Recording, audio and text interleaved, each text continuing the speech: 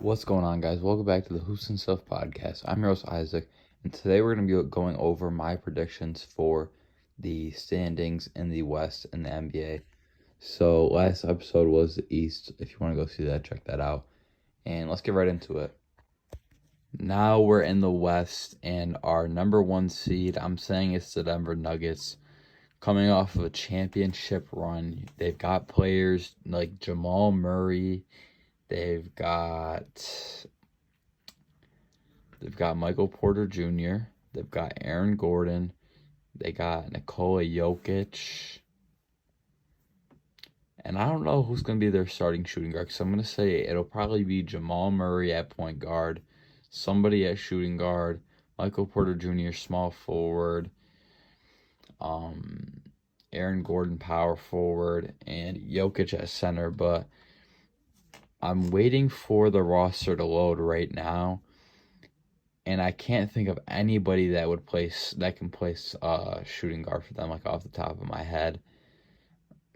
Maybe no, I think he's too short. I was thinking maybe Reggie Jackson, but I think he's too short. Because obviously last year it was Bruce Brown, but they lost him to the Indiana Pacers this year. Oh, it's probably gonna be Kentavious Caldwell-Pope, or they had that younger guy, Christian, like, I don't know how to say his last name. Christian, I think it's I think you say it Brown, but it looks like it's like Braun or something. But it'll probably be either Kentavious Caldwell-Pope or Christian Braun or Brown. I will just call him Christian B. It'll be either Kentavious Caldwell-Pope or Christian B at that shooting guard position. And I mean, this isn't really a team with that much depth. They've got Reggie Jackson on their bench, who's okay. And then like I said, they'll either have Kentavious Caldwell-Pope or Christian B off their bench. And that's really the only players off their bench that I can really think of. I don't think they'll have very much success with their backups, but I think that their starting lineup will be good enough to get them to the first seed. Next up, we have the Phoenix Suns. I had to put them at the 2 seed. They made some changes this year to their lineup, obviously. We've seen them get Bradley Beal and Jusuf Nurkic in the offseason. But their lineup is going to be Bradley Beal at point guard, Devin Booker at shooting guard. I'm going to put a question mark at that small forward position for right now. I'll come back to that. They'll have Kevin Durant at power forward, Jusuf Nurkic at center. But I do think that there is some different possibilities for this lineup. And let's just talk about those real quick. So, with that small forward position, you could run it Josh Okogie like they did last year. You could run it Nasir Little, who they got in the Jusuf Nurkic trade when they traded away DeAndre Ayton. Or they could run small ball with Grayson Allen, who is usually a point guard or shooting guard, and throw him at the small forward. Or they could put in Kevin Durant at a tall ball small forward and run Bol at power forward. I guess that's a possibility, but I think that they'll end up having Bol off the bench because he's another player that they got in the offseason. And he had a good year for the Magic last year, so I can't imagine they won't play him. But I'm really hoping they play Nasir Little at that small forward position. I really like Nas Little. They also have Damian Lee off their bench. They have Eric Gordon, who's a vet. He'll hype you up in the locker room. They have Drew Eubanks, who will be playing backup center. So they have a little bit of depth, but like not crazy depth. And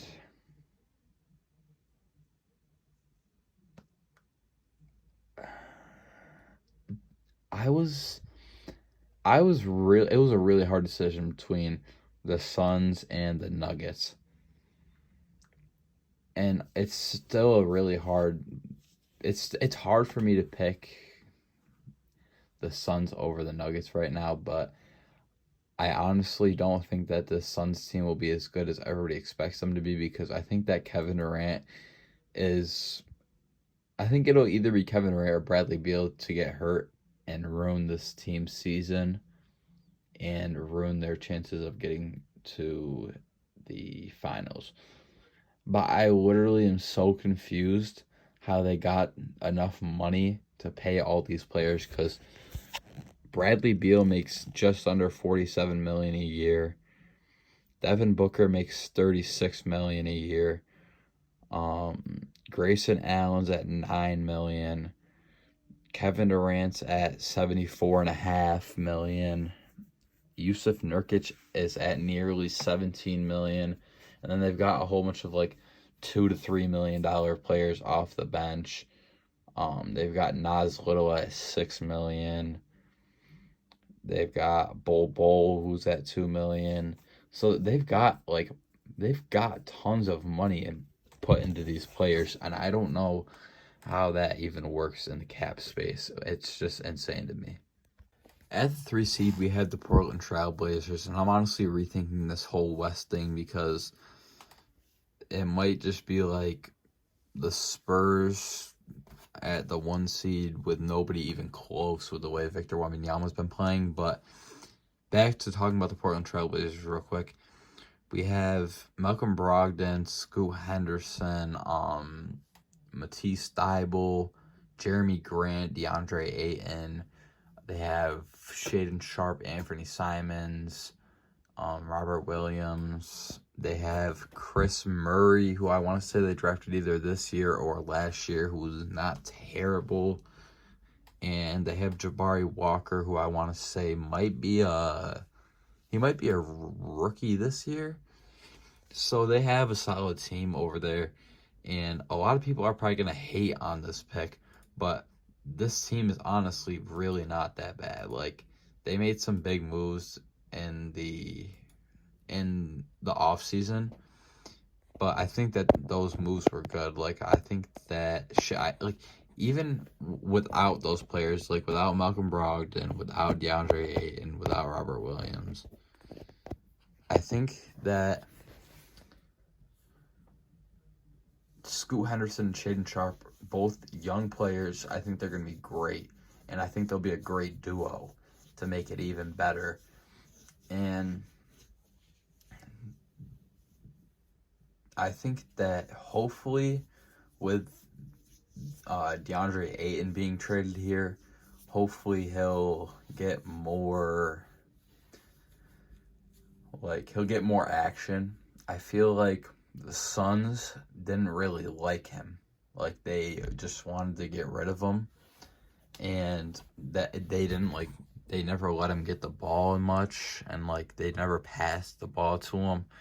So hopefully DeAndre Ayton can have a better time in Portland than he did in Phoenix. At the number 4 seed, I had to put the Golden State Warriors. And a lot of people think that the Warriors aren't going to be as good as they were last year, but they're going to be better. I'm calling it. They're going to be better.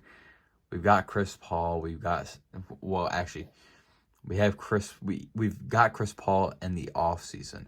But our lineup is probably going to be Steph Curry at point guard, Clay at shooting guard, Wiggins at small forward, Draymond Green at power forward, and Kevon Looney at center.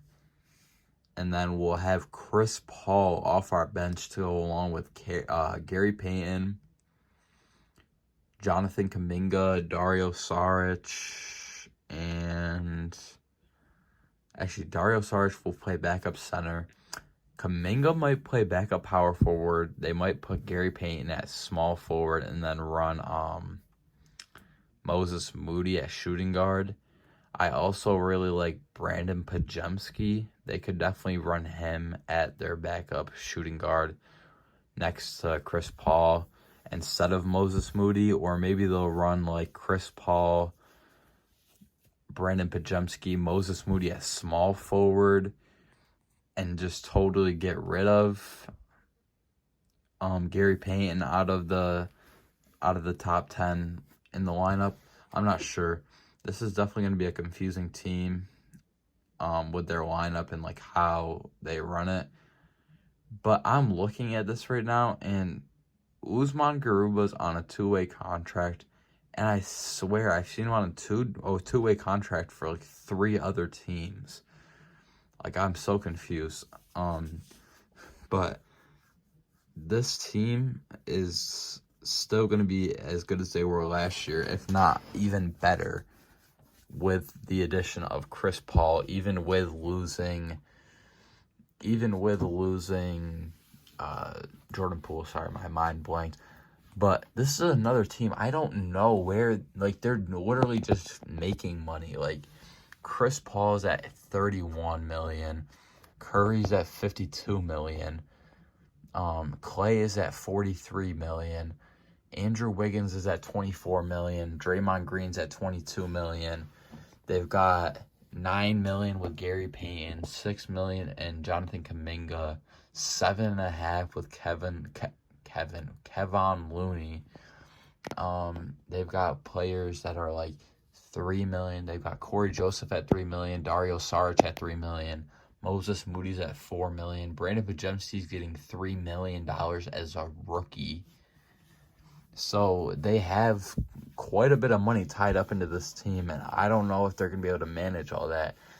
Klay Thompson's definitely should be making like half of what he's making right now with the performances that he was putting up last season. He's not in his prime anymore, so he's not playing phenomenal. He's not worth $43 million, maybe like $23 million, but definitely not $43 million. And same with Draymond Green. He should probably be brought down to like $15 million at most. He's really not great for the offense. He's just like a defensive player. But I don't know what to expect with this Warriors lineup this season. Next up, we have the Sacramento Kings at that 5 seed in the West. And they had a great season last year. And De'Aaron Fox is a phenomenal player for that team. The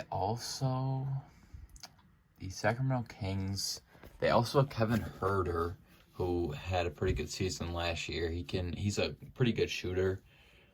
They have Harrison Barnes, the vet. He usually plays either small forward or power forward, matched up with Keegan Murray at the forward position. And then also Domantas Sabonis will play center. Sorry. And then they'll have Davion Mitchell off the bench. Malik Monk, Chris Duarte, who they picked up in this offseason. Trey Lyles, Alex Len maybe, or this Sasha Vezenkov guy. I don't really know. Like, I swear these names in the NBA are just getting weirder and weirder. Like, it's impossible to pronounce some of these names. So I'm sorry for like just absolutely butchering these names, but I swear I'm trying so hard. But yeah, I think that the Sacramento Kings team is going to be pretty solid this season. And I don't think that they'll have any problems easily making the 5 seed, maybe even higher. Next up, we have the Memphis Grizzlies. And they're going to be missing Ja for a third of the season, or else I would have put them way higher. Probably would have put them at the 3 seed, to be honest, because I do really like Memphis, because Ja is my second favorite player. But even without Ja, they'll have Marcus Smart, Desmond Bane, Jaren Jackson, not Brandon Clark. He's probably not going to start. Steven Adams. And I don't know who their small forward will end up being. Probably Luke Kennard, if I had to guess. And they have Derrick Rose off the bench, who Ja Morant was actually compared to. So hopefully, once Ja Morant comes back, Derrick Rose will be able to give him some tips, since Derrick Rose is a vet and he used to play just like Ja Morant does now. But a big part to this team, I think, will be Luke Kennard. Honestly, he is a big shooter, and just like Ja Morant. That's crazy. I should not have said that. Please don't take down my video, YouTube. No, but Luke Kennard is a really good shooter, and I think that he's a very overlooked player. But I think that a big leader for this team this year will end up being Desmond Bane, just because he's gonna get the ball more this year, towards the beginning at least, with Ja Morant being out. And I think that he'll be at that leader position along with Jaren Jackson Jr. And they also have vets, like I said. They have Luke Kennard, who's a little older. They have Derrick Rose, who's older. They have Steven Adams, who's a little older, and he has experience playing on great teams like the Oklahoma City Thunder. But then they also, and they have Marcus Smart, who they picked up in the offseason this year. But then they also have young players like Ja Morant. Apparently they got Josh Christopher off of the Rockets, who is a young player who could end up being solid if they use him. They have Zaire Williams, Jake LaRavia, Kenneth Lofton. I love that dude. Oh my God, he is so they need to play him. I feel like he's so underrated. He could actually be such a good player. He could just body people. But they also have Santi Aldama, who's pretty young. Brandon Clark's on the younger side. David Roddy's young. So they have half and half is young. Half their team is young, half their team is older. So it's definitely a good mix. And once Ja Morant comes back, I think they'll be a great team, as long as he can stay out of trouble and they can stay pretty much injury free. At the 7th seed, I put the Lakers, and they have D'Angelo Russell, Austin Reeves, LeBron James, Jared Vanderbilt, and Anthony Davis. They also have Gabe Vincent off the bench, who they picked up in the offseason this year. They have Cam Reddish, who they also picked up in the offseason this year. I'm pretty sure. I don't think they traded for him. I'm pretty sure he was an offseason pickup. They have Taurean Prince. They have Rui Hachimura, and they have Christian Wood. But I could definitely see them. And they got Jalen Hood-Schifino in the draft this year. But I don't really know. They have quite a bit of depth on this Lakers team. So I just want to start off with the starting lineup real quick. We'll go each player at a time. D'Angelo Russell at point guard. He is a very inconsistent player, just like Jordan Poole. And that's definitely going to be a problem for him this year again. And I think that if he can be consistent, he'll be a solid player. He can put up some good games, but then he puts up a bad game. We also have Austin Reeves, who is a younger player. He showed his talent last year, and I think that he'll continue to be a solid player for this Lakers team. He'll be a big role player for this team, and hopefully he gets better for this Lakers team, better than he already is, and maybe one day becomes a big leadership role to this Lakers team. At the small forward, they'll have LeBron James. Not really much to say about him. They're probably going to end up losing him next year because he wants to go wherever Bronny goes, and I don't know if Bronny will end up on the Lakers. But LeBron's also getting older, and I think really the only thing that Bron needs to work on is his shooting. Hopefully he can get that down so that he can really be an all-around player. They also have Jared Vanderbilt at the power forward. He's a little younger. He's pretty good. I don't think that he'll get any better than he is right now, though. I think that he's reached his peak potential, but he's really not too bad. He's a solid role player, just like Austin Reaves is a solid role player for this Lakers team. But the difference between Austin Reaves and Jared Vanderbilt, besides their size, is that I think Austin Reaves has the potential to get better, whereas Jared Vanderbilt is just going to stay. He's going to plateau at where he is right now. And then finally, we have Anthony Davis in the starting lineup, and I doubt he'll be there for long because he'll probably get a big injury and be out for quite a while. But if Anthony Davis could stay healthy, this team might be better than the 7th seed, honestly. And then off the bench, they have Gabe Vincent, who was a big piece to that Miami team last year, who made it to the finals. They have Cam Reddish, who is okay. Taurean Prince is a good 6th man. Rui Hachimura was putting up some pretty good numbers towards the end of last season, so he could go in at starting power forward over Jared Vanderbilt. Sorry, I was trying to talk too fast. But he could go in at the starting power forward over Jared Vanderbilt, honestly. They're both pretty close in skill. And then they also have Christian Wood at their center, who hasn't been as good as he has been in the past. They also have Jalen Hood-Schifino, who's going to be a solid rookie, I think. If they give him some minutes off the bench, they could run him over Cam Reddish at the shooting guard off the bench. I don't know. And they also have Jackson Hayes, who's been playing pretty good in the preseason, so we might see some Jackson Hayes minutes. At the 8th seed, I have the Oklahoma City Thunder. And they actually have a really good team. This team could definitely end up being better than the 8th seed. But I don't really know because their bench is a little iffy, honestly.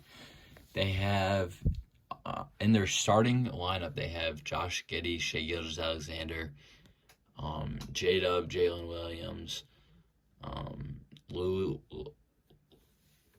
All right, I'm gonna say his real name. I'm gonna try to say it. I'm gonna butcher it though. Ludwins Dort. I don't know if that's how you say it. Correct me in the comments if I'm wrong, but I'm going with Ludwins Dort.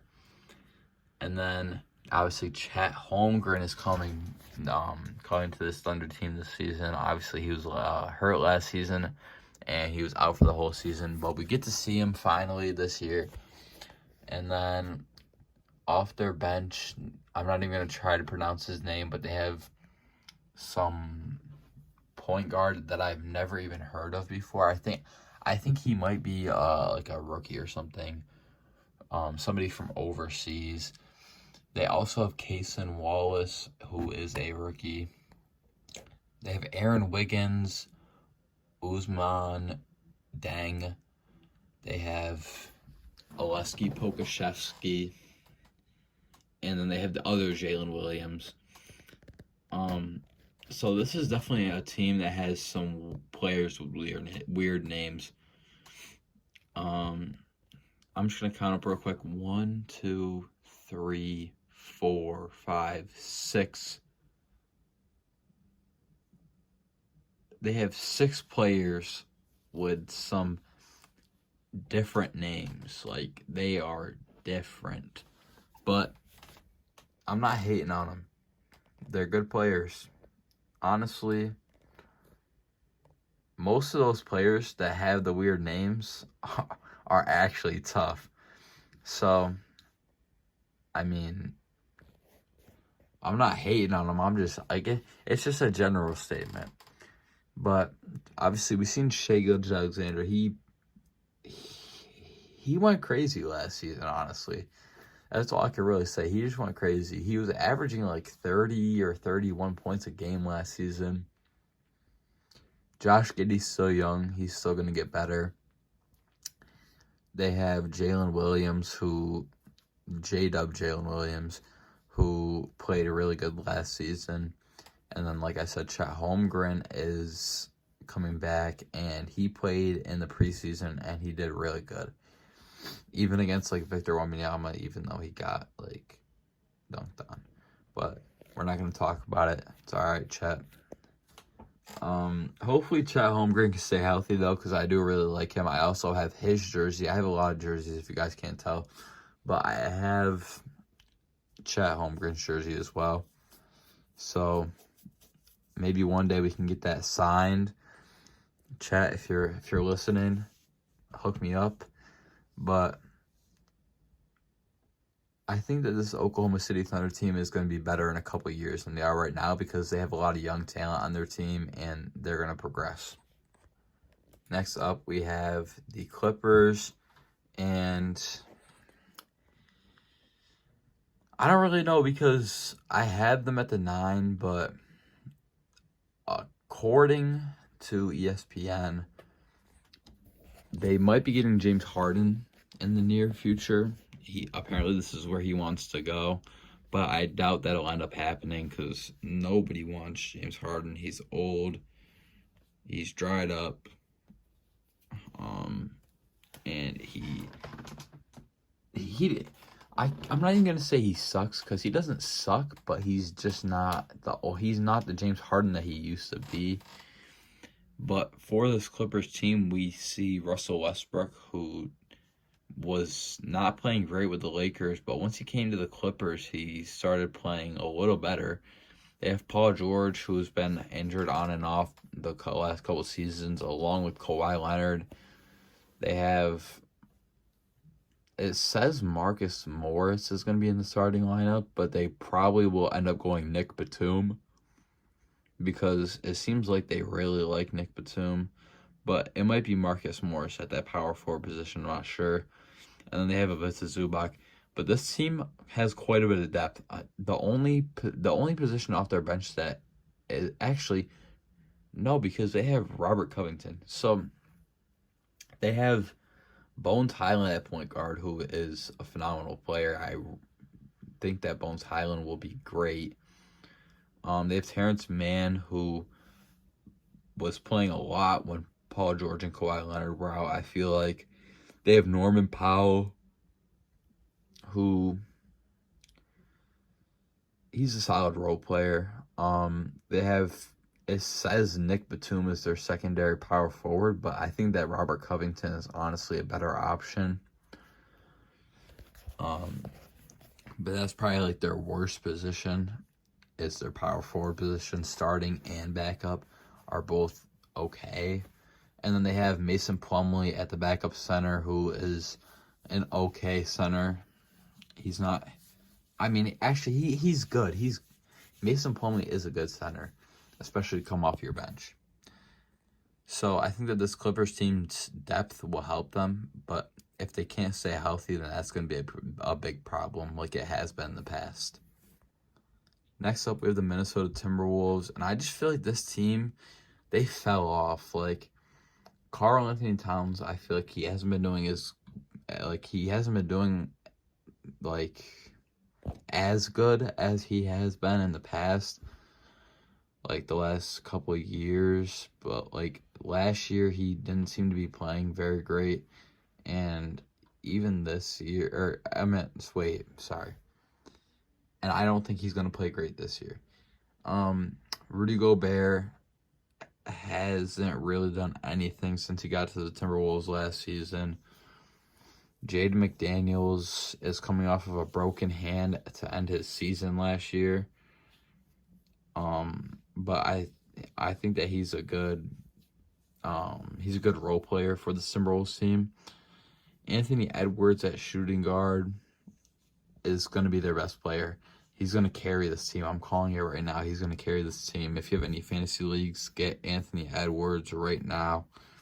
He's going to be one of the top players in the league this year. I'm calling it. He's going to be top 5 player in the league this year. He's going to carry this Timberwolves team, and he's still young, so that means he's going to progress. Oh my gosh, he's going to be so good. And they have Mike Conley at point guard, so nothing crazy at the point guard position. And then even off their bench, like the only two good players I feel like they have, actually three players they have off their bench that are good, is Shake Milton, um, Kyle Anderson, and Naz Reid. I think Naz Reid will be a great backup center, and he could honestly take Rudy Gay, or not Rudy Gay, Rudy Gobert.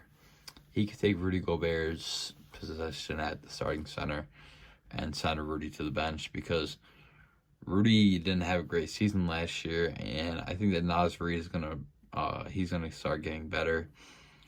And then they have like Troy Brown and Nickeil Alexander-Walker off their bench, who aren't terrible players, but they're not great either. I think that, like I said, I think that Anthony Edwards will definitely carry this team. At number 11, this is a huge mistake, but we have the Spurs. I should have put them way higher.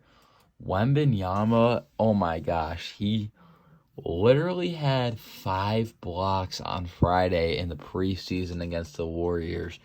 Like, the Spurs as a team weren't even that good. Like, they didn't even play, like, they played good. Like, they beat the Warriors, but they only beat us by 5 in the preseason.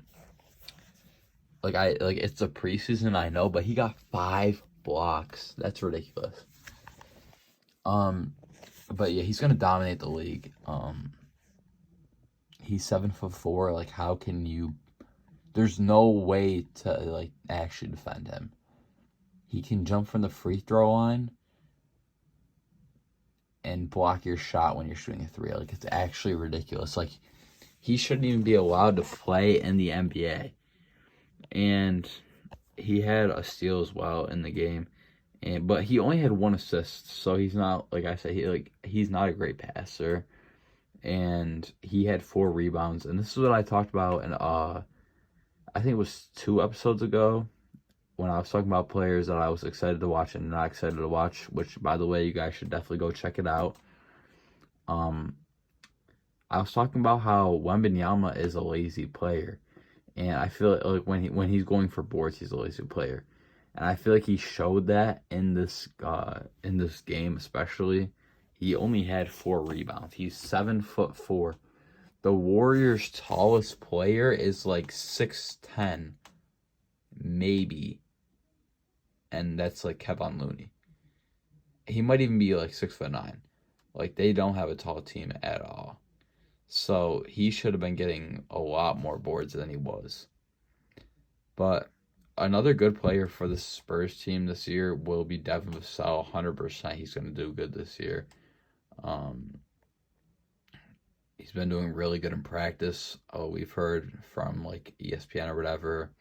Jeremy Sochan played pretty good last year. He got some good boards on Friday against the Warriors, and he only put up 7 points, but I mean, he's really just getting boards out there. Zach Collins put up 13 points, so I mean, hopefully he'll play good for them. And Keldon Johnson's always been a solid role player for the Spurs, I feel like.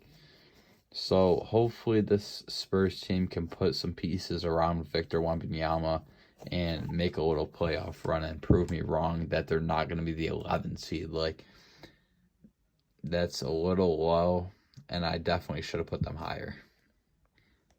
At the 12th seed, we have the Rockets.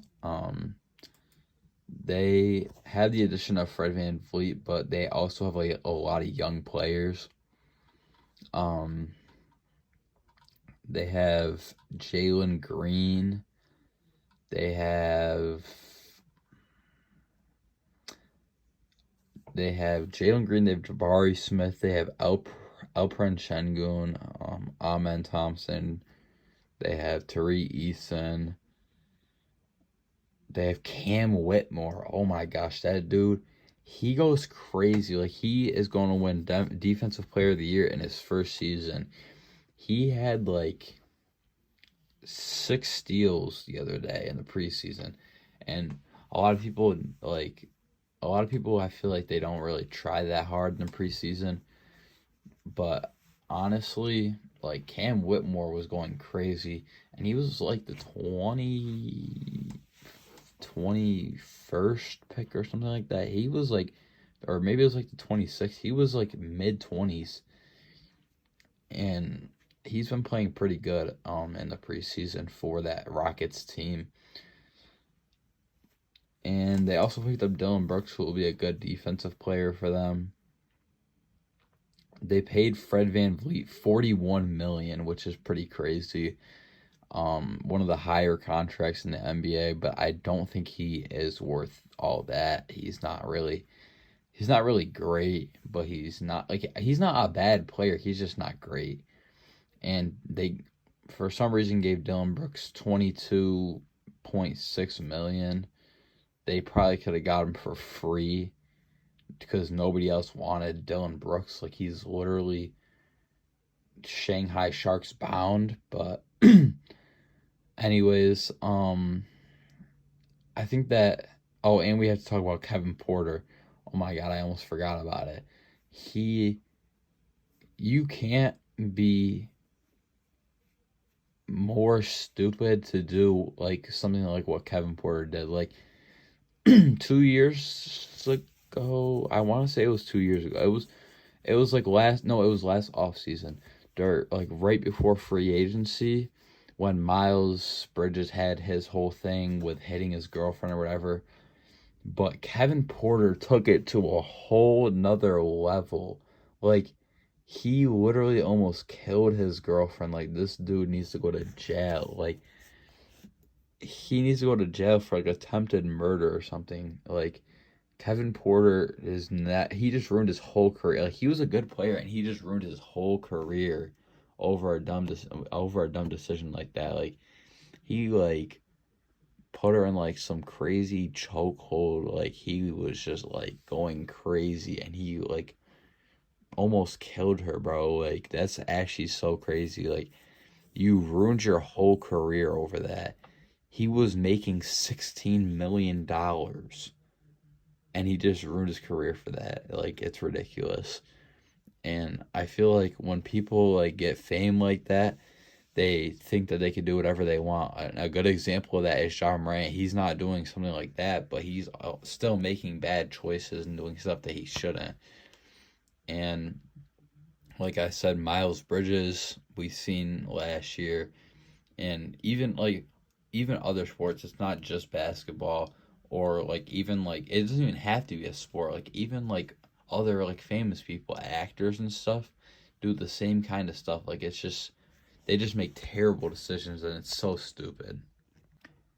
Next, we have the Utah Jazz, and I feel like they definitely shouldn't have traded away Donovan Mitchell, but they, in the like at the same time, they got back Lauri Markkanen, who has been a really solid player for them.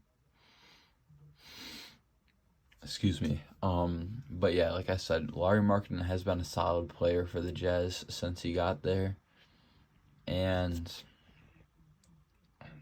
they have like I feel like they just have a team like their starting five is just full of role players. I feel like on that Jazz team, like they have Colin Sexton, who I feel like he's been playing like a role player since he came back from his injury. Jordan Clarkson's more of a role player. John Collins is a role player. Walker Kessler is a role player. Lauri Markkanen, before Lauri Markkanen came to the Utah Jazz, he wasn't even a role player. I feel like he was less than a role player. He wasn't even that good when he was playing for the Cleveland Cavaliers. I almost just said the Cleveland Browns. That is the completely wrong sport. But off their bench, they have Keontae George, who they drafted this year, who was supposed to be pretty decent. So hopefully he can do some stuff off the bench for them, along with Taylor Hendricks, who was also drafted this year. And Taylor Horton Tucker was another player who he had a lot of potential, but he never really reached his potential. So maybe he can do some stuff for them off the bench this season. But yeah, not really much to say about this Utah Jazz team.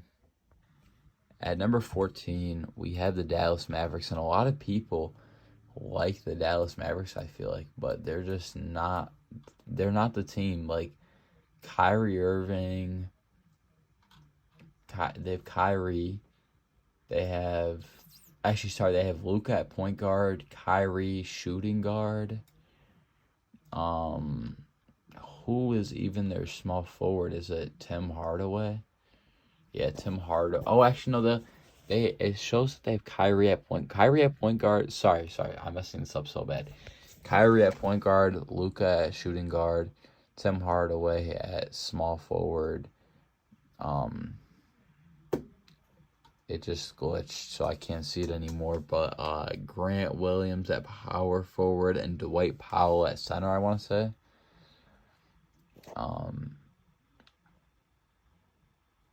So they have like an okay starting five, but it's nothing extravagant.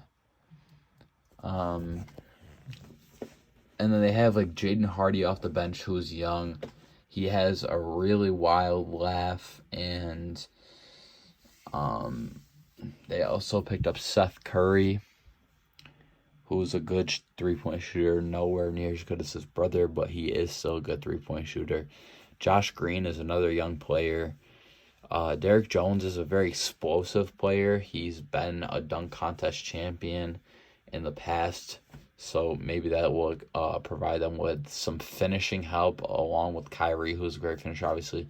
And then they have Maxi Kleber, who has been a okay player for them in the past.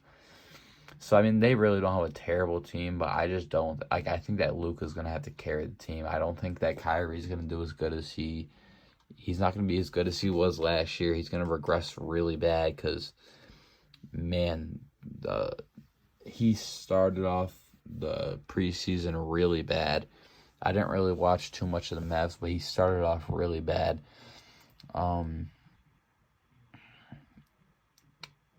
But yeah, I feel like, and also losing